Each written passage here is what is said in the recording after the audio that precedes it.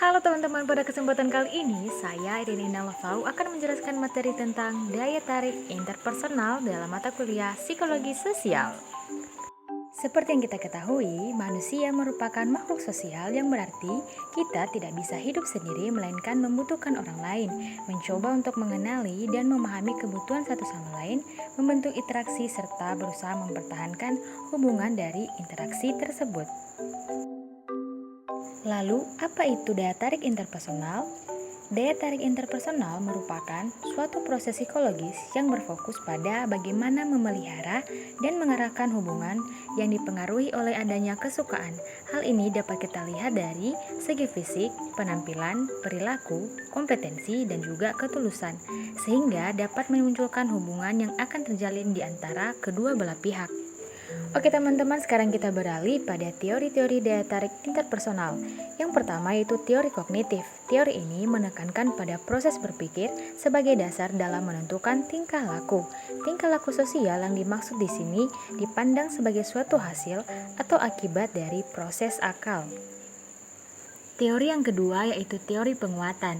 Teori ini berusaha menemukan bagaimana ketertarikan datang untuk pertama kalinya.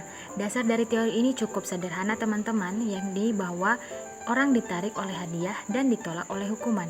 Dan teori yang terakhir yaitu teori interaksionis. Teori ini dikembangkan di dalam situasi alamiah, di mana suatu keputusan selalu dihubungkan kepada situasi sosial di mana seseorang menemukan dirinya. Teori ini lebih menitik beratkan pada ketertarikan antar pribadi. Nah, tentunya daya tarik interpersonal pasti dipengaruhi oleh beberapa faktor yang mendukungnya.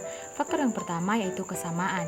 Di sini kita cenderung menyukai orang yang sama dengan kita, baik itu dalam sikap, minat, nilai, latar belakang, maupun kepribadian.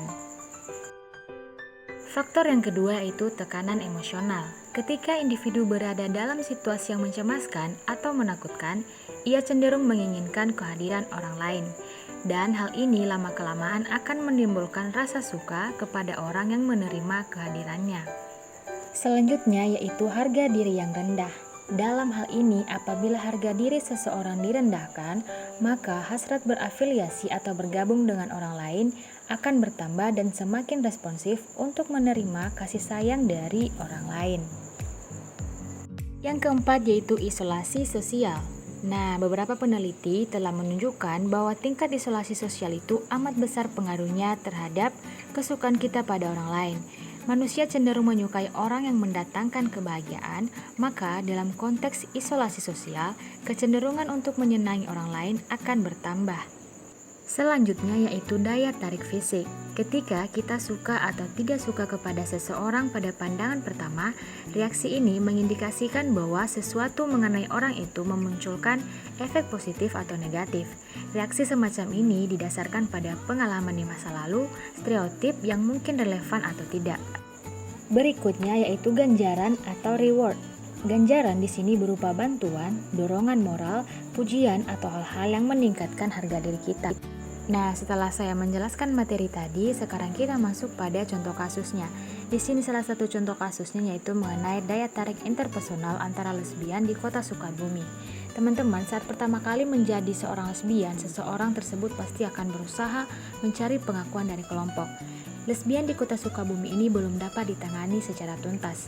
Menurut Dinas Sosial, sedikitnya ada 200 LGBT yang tercatat, termasuk lesbian di dalamnya.